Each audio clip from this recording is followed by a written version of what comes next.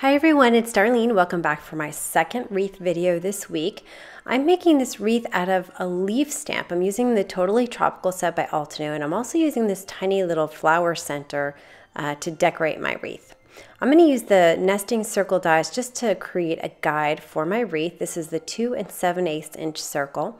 I'm going to mark this with a pencil on crumb cake cardstock by Stampin' Up. And I'm making a pretty dark line, although I wish I would have made a little bit of a lighter line. But just keep in mind that you're going to erase it later. So here is my leaf stamp, and the key here is to be very consistent. You want to look at the bottom of your leaf and the top of your leaf, and you want to hit it on that pencil line in exactly the same spot every single time. So I'm going to use Lucky Clover. I'm not going to ink the stem, just the leaf itself. And I'm going to make sure that the bottom of my leaf is the center is on the line. I'm going to start here at the bottom of the wreath, so if I end up kind of weird at the end, I can cover it up with a ribbon or something like that. So notice that the bottom of my leaf is right there on the line, and the top of my leaf is about, I'd say an eighth, a little bit more than an eighth of an inch to the right of the top tip of the leaf. So I'm going to go around this circle, and I'm also going to be consistent about how much or how little I overlap them. So I'm overlapping them about a 1/16 of an inch or so. I'm sort of eyeballing this.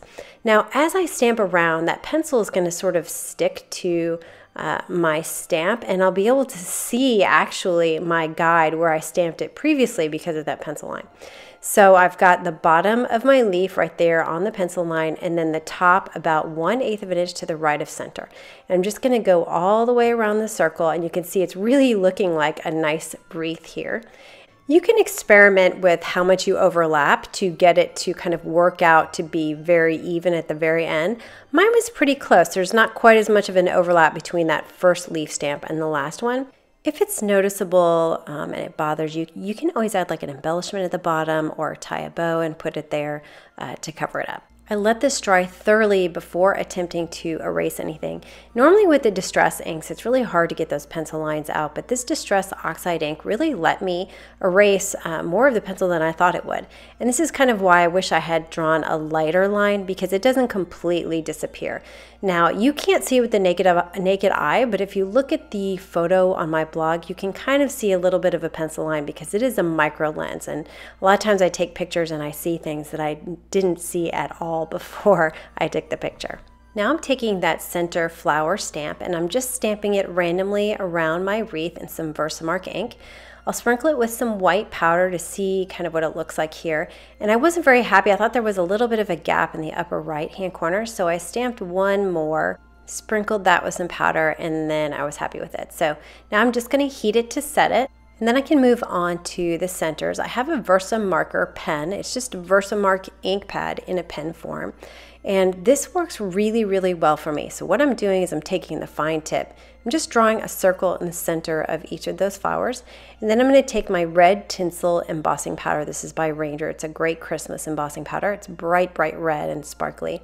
And then it'll stick to where I marked my pen. I'll heat it to set it, and it looks really pretty. It really pops out with that red center. I'm going to pull my sentiment from the Holiday Messages set by Hero Arts, and I got it set up in my MISTI. I'm going to ink it up with some Versamark ink, and then I'll sprinkle it with some white powder and heat it to set it. Then I also trimmed back this panel to be square, so 4 1/4 by 4 1/4. I have these strips of real red cardstock, and you could mat this to a full sheet of real red cardstock, but I'm really frugal with my paper, so I put some ATG tape runner on the back along the edge. And then I'm going to kind of hover it over my red strip to where about 1/8 of an inch is showing, and then I'll press it down. And I'm going to do the same thing on the other side, and then I'll just trim off the edges. I just happen to have these strips that were longer than I needed in my stash. And then I'll put some Scotch foam tape on the back of this entire panel and adhere it to a Nina Solar white card base so that I have a little bit of white strips on the right and the left to match the flowers on the wreath. So anyway, I'm just going to keep this pretty simple, and that is the card for today. So I hope you enjoyed that, and I will see you next time. Thanks for watching.